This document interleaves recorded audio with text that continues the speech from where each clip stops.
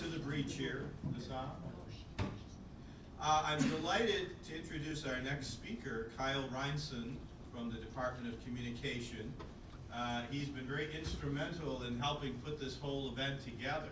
As I mentioned, for those of you who were here earlier, this is the 4th October in a row that we've had events sponsored by the New York Council for the Humanities, but it's the first time I've been able to lure Kyle into this. He didn't duck fast enough.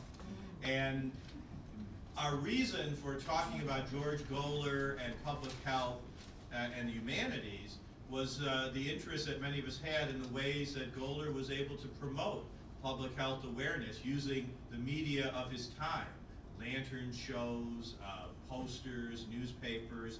And so Kyle is going to give us a talk on public relation patterns and the media's depiction of pandemics in the early 20th and early 21st centuries.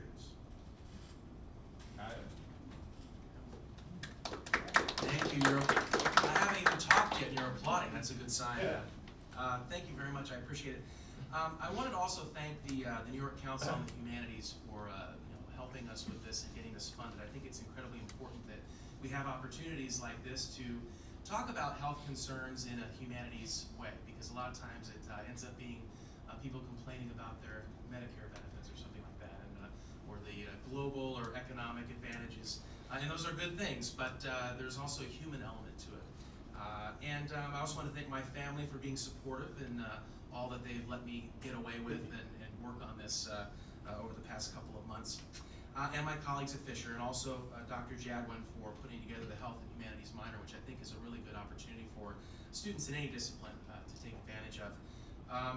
I also want to thank my students who are not here now, but were here earlier collecting some video for a website that we're putting on for this conference.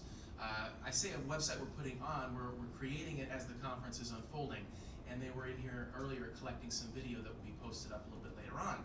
The reason for that is that they are social media managers, which is an emerging job description, and one of the reasons I was brought to Fisher was for my 15 years in public relations in the corporate world. So it's a topic near and dear to my heart to not only make students aware of the interdisciplinary and liberal arts education that they get here, but to infuse that with the practical. So they're helping me with that, so hopefully, I'm sorry that they're not here right now, but I guess they're going to get a D in the class now.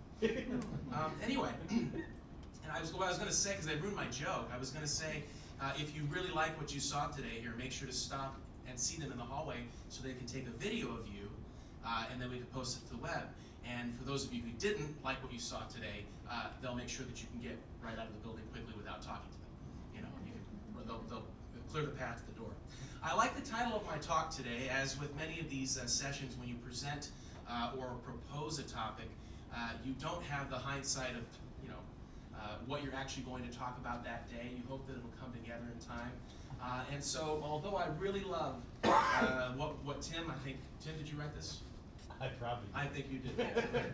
Public relations patterns and the media's depictions of pandemics in the early 20th and 21st century.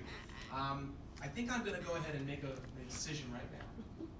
I'm going to change it to Eddie and Me, because I think that might be a better title, a more accessible title for everybody.